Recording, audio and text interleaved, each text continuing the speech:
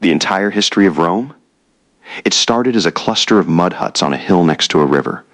No army, no navy, no money. Just a handful of shepherds and farmers who thought their little village might survive the winter. It didn't just survive. It grew into an empire that ruled 60 million people, invented the language half of Europe still speaks, and built roads so good that some of them are still used today. This is how that happened, and how it all fell apart. The myth before the empire. Legend says 2 brothers, Romulus and Remus, were abandoned as babies and raised by a wolf. When they grew up, they decided to build a city together. It went about as well as you'd expect from 2 ambitious brothers sharing power. Romulus killed Remus and named the city after himself, Rome. Year 753 BC. Whether any of that actually happened, historians still argue. What we do know is that a real settlement rose on those 7 hills, and it started as a monarchy, ruled by kings. For almost 250 years, Rome had kings. 7 of them, according to tradition. The last one, Tarquin the Proud, was a tyrant so hated that the Romans threw him out and swore they would never let one man hold that much power again. That promise shaped everything that came next. Birth of the Republic, 509 BC. Rome becomes a republic. Power splits between elected officials, a senate of wealthy landowners, and assemblies where citizens could vote. It sounds fair on paper. It wasn't. The patricians, the old noble families, held almost everything, while the plebeians, the common people, had almost nothing. So the plebeians did something radical. They walked out of the city and refused to come back until they got real rights. It worked. Rome wrote down its first laws, the 12 tables, so that at least everyone could see the rules that were crushing them. While Rome argued with itself, it also started expanding. City by city, tribe by tribe, it swallowed the Italian peninsula. And then it looked across the sea and saw Carthage. Rome vs. Carthage, the Punic Wars. Carthage was rich, powerful, and controlled the western Mediterranean.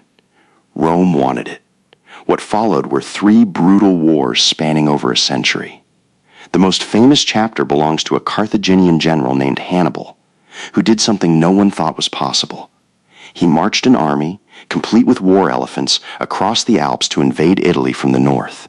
He won battle after battle. At one point, he came within days of marching on Rome itself.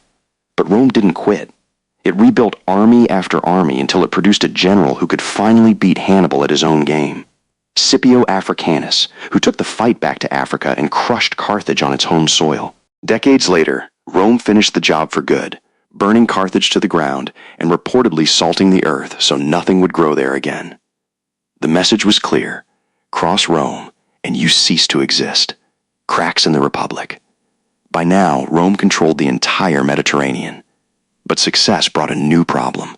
The Republic itself was rotting from the inside. Wealthy elites bought up land and used slave labor, pushing small farmers into poverty.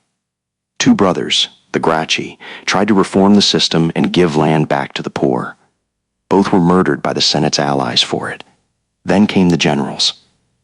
Marius and Sulla turned their loyal armies against Rome itself, each one marching on the city he was supposed to protect. A slave named Spartacus led an uprising that terrified the entire Republic before it was crushed. The rules that had governed Rome for centuries were breaking down, and everyone could feel it. Something, or someone, was going to fill the vacuum. Julius Caesar. Enter Julius Caesar. Brilliant, ruthless, and dangerously popular. He conquered Gaul, modern-day France. In a campaign so successful, the Senate got nervous about how powerful he was becoming. They ordered him to give up his army and come home as a private citizen. Instead, in 49 BC, Caesar marched his legion across a small river called the Rubicon and said the words that meant there was no turning back. The die is cast. Civil war. Caesar won it. He became dictator of Rome, reformed the calendar, expanded citizenship, and centralized power like no Roman had before. The Senate, terrified he wanted to be king, stabbed him to death on the floor of their own chamber. March 15th, 44 BC. The Ides of March. They thought killing him would save the Republic. It didn't. It ended it. Augustus and the birth of the empire. Caesar's death triggered more civil war. His adopted heir, a young man named Octavian, teamed up with Caesar's old ally, Mark Antony. until they turned on each other. Antony allied with Cleopatra of Egypt, and together they gambled everything on one final battle at Actium. They lost. Antony and Cleopatra died soon after, and Octavian stood alone as the most powerful man in the Roman world. He was smart enough not to call himself king or even dictator. Instead, he took a new title, Augustus. In 27 BC, the Republic quietly died and the Roman Empire was born, even though most Romans didn't fully realize it happened. Augustus ruled for over 40 years and ushered in the Pax Romana, 2 centuries of relative peace and stability across the empire at its peak. Under emperors like Trajan, Rome reached its largest size ever in 117 AD, stretching from Britain to the Persian Gulf, from North Africa to the edge of modern-day Iraq.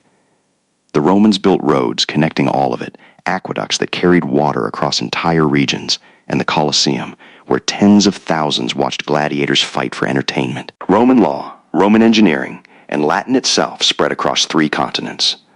But absolute power attracted absolutely unstable people. Caligula allegedly tried to make his horse a senator. Nero fiddled, or at least partied, while accusations swirled that he let Rome burn to clear space for his own palace. Commodus thought he was a gladiator reincarnated as Hercules. Not every emperor was a monster, but enough of them were that the empire's stability depended entirely on the personality of one man at a time. That was always going to be a problem, the crisis that almost ended everything. By the 3rd century AD, that problem exploded. In just 50 years, Rome burned through around 25 emperors, most murdered, overthrown, or killed in battle. Plagues swept through the population. The economy collapsed as currency was debased to worthless scraps of metal. Germanic tribes and Persian armies pushed at every border at once. For a moment, historians genuinely debate whether Rome would survive at all. It did, but not in the same shape. Emperor Diocletian realized one man could no longer run an empire this size, so he split it into 4 regions ruled by 4 leaders at once, a system called the Tetrarchy. It was a temporary fix for a permanent problem. Rome had simply gotten too big to govern as one. Constantine and a new Rome. Out of the chaos rose Constantine, who won control of the empire through yet another civil war. And then did something no emperor had ever done.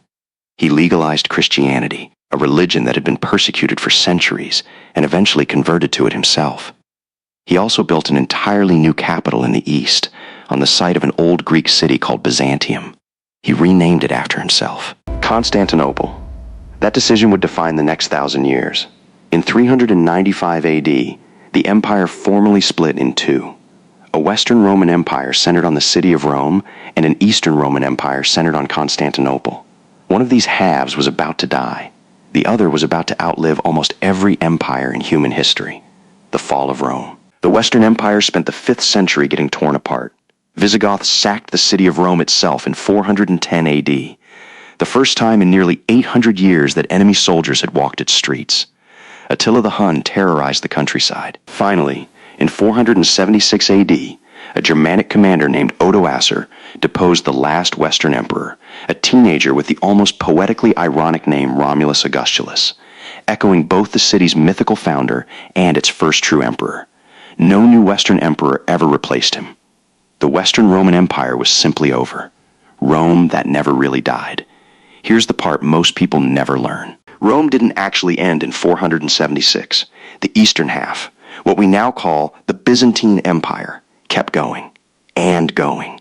Constantinople remained the capital of a Roman Empire for another 1,000 years, through golden ages under emperors like Justinian, who rebuilt the legal code the entire Western world still borrows from today. That empire didn't fall until 1453, when Ottoman forces finally broke through its walls. Nearly 2,000 years after Romulus supposedly founded the city on a hill. Why it still matters. Rome never fully disappeared. Its law shaped nearly every legal system in the Western world. Its language splintered into Italian, French, Spanish, Portuguese, and Romanian. Its architecture, domes, arches, columns, still defines how governments build their most important buildings. The Catholic Church, still headquartered in Rome, is arguably the oldest continuously functioning institution on earth, a direct descendant of the empire's final religious transformation. A village of shepherds became a republic.